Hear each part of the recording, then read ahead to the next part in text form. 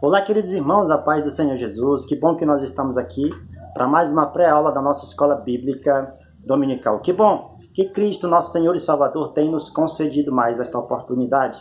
Eu sou o professor Márcio, membro da Assembleia de Deus, Ministério e Missão, e nós publicamos aqui neste canal uma série de estudos bíblicos para edificação do povo de Deus. Portanto, já convido a você que não é inscrito, se inscreva, curta, compartilhe, ajude-nos a alcançar mais vidas através do ensino da palavra do Senhor. Nesta oportunidade, nós publicaremos aqui a lição número 4 da classe de juvenis, a qual tem como tema Pecado original é uma pergunta.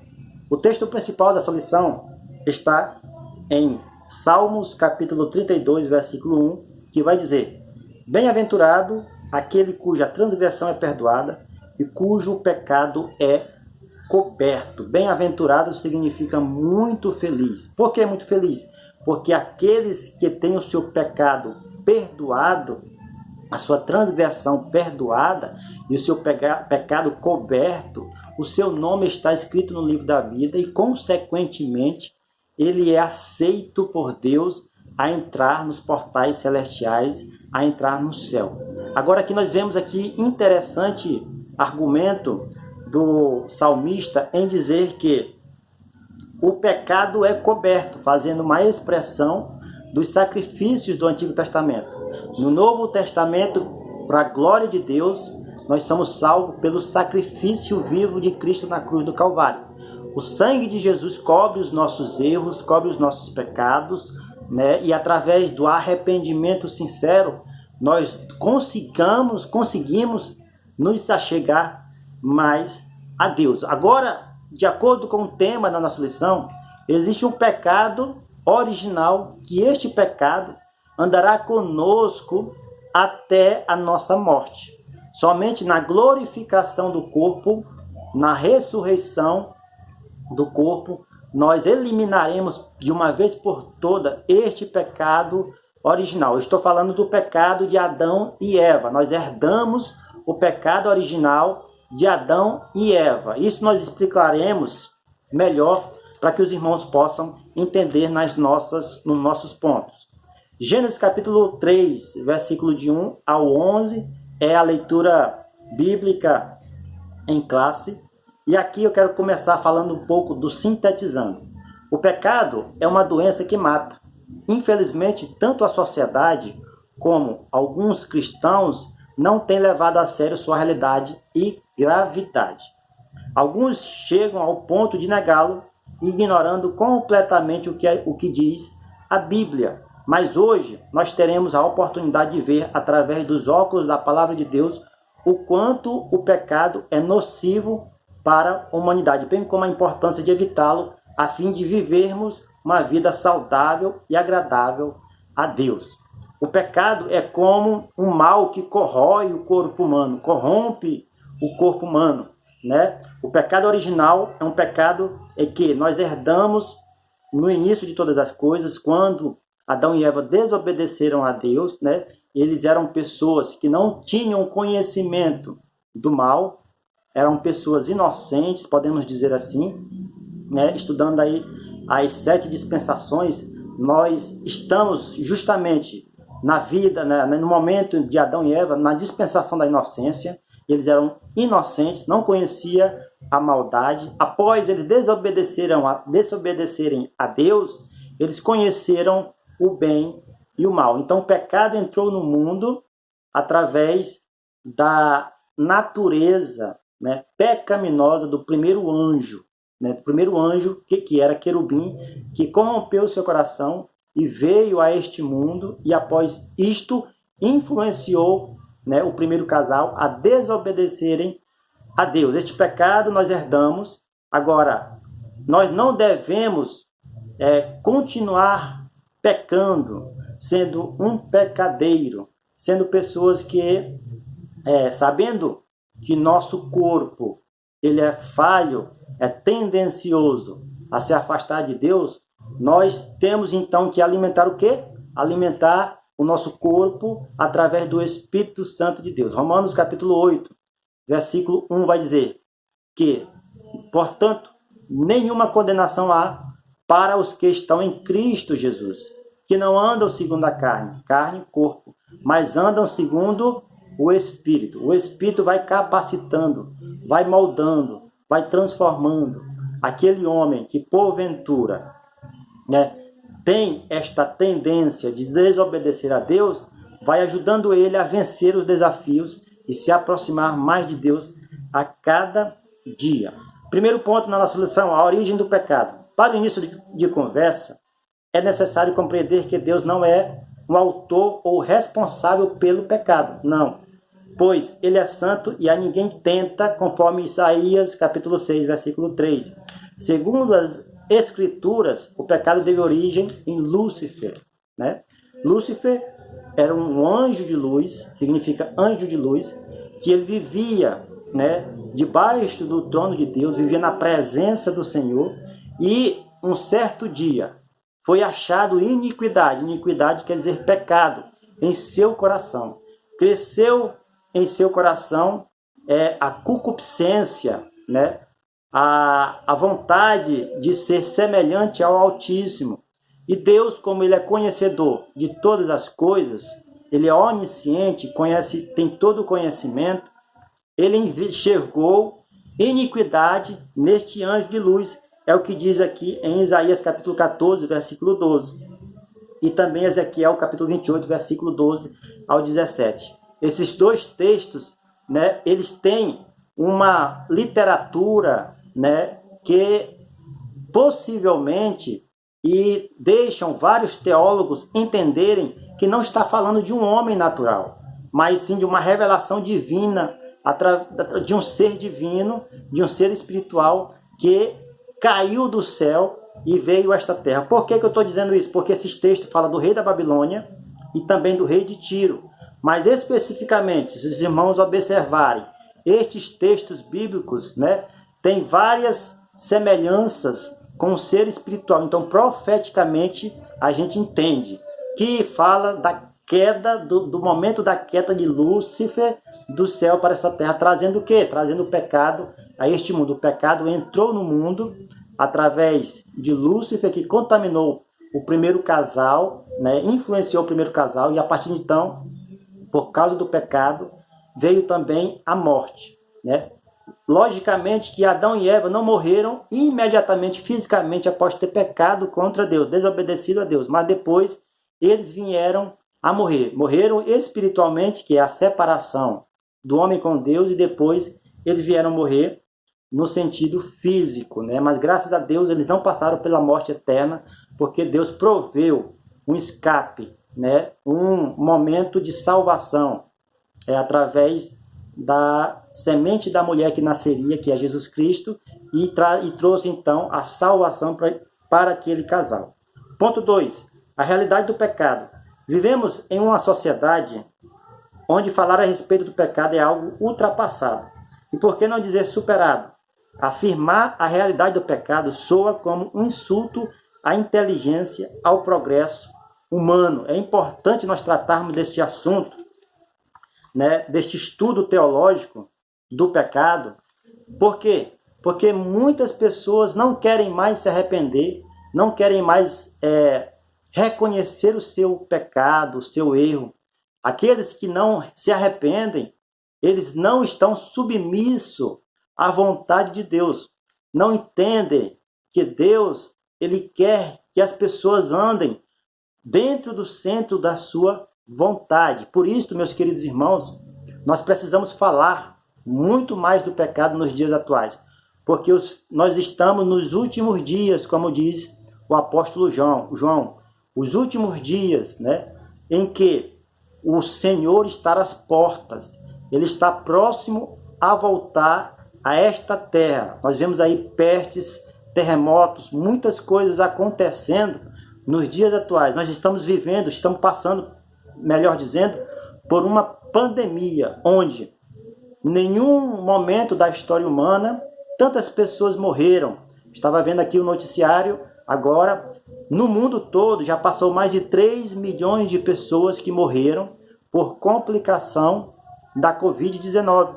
Então, com certeza, nós estamos vivendo os últimos dias e o Senhor Jesus está às portas. E nós precisamos estar atentos né, prestar atenção, se arrepender dos nossos pecados, para que quando o Senhor Jesus nos chamar, nós nos apresentarmos a Ele com as mãos limpas e dizer: Jesus, estou aqui, fiz a tua obra, recebe-me no teu reino. Isto é importante para a nossa meditação nesta videoaula. Parágrafo número 2 deste segundo ponto vai dizer: em 1 João 3,4, o apóstolo do amor diz que o pecado é iniquidade, ou seja, uma transgressão da lei de Deus. Pecar é rebelar-se contra a vontade do Senhor, conforme Isaías 1:2, é desobediência, conforme Hebreus capítulo 2, versículo 2. Então, por isso é que é importante a confissão do pecado.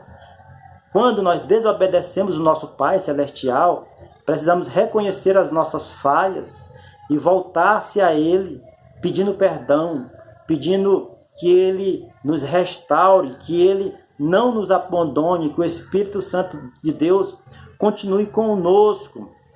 A lei de Deus é toda a vontade do Senhor. Não é apenas os 10 mandamentos, mas é toda a vontade do Senhor, segundo as Sagradas Escrituras. E nós precisamos entender aquilo que está escrito para não desobedecer aquilo que Deus quer para as nossas vidas, para nós não fazermos a vontade do Senhor, que Ele quer que nós façamos, a sua vontade. Por isso é importante nós estarmos atentos. Romanos 3:23 vai dizer: porque todos pecaram e destituídos estão da glória de Deus.